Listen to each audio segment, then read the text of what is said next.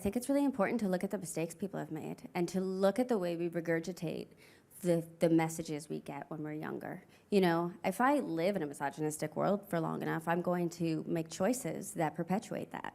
I'm going to... Like vote for the candidate that perpetuates that misogynistic. Whatever those things are, you know, I frame myself in such a way, introduce myself into a room in such a way, like not lead with my intelligence, lead with my charm, because I don't want people to think, you know, whatever. But those are all things that I do because I've taken these messages in, and they're now affecting the way I compose I behave. And I think that that's really important, because if we are half the population, then we must have something to do with this.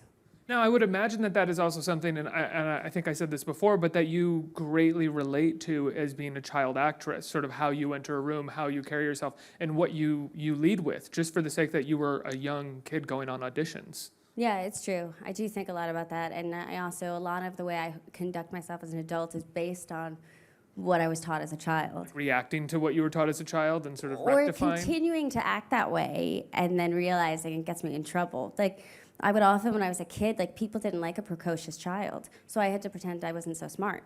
So as a woman, sometimes I will find myself, like, acting not so smart, just so no one feels threatened. And it's like, that's crazy. What are you doing? Because then people are just going to treat you like you're an idiot. And that's the kind of stuff I'm talking about. And I feel like, and that's another way I relate to her.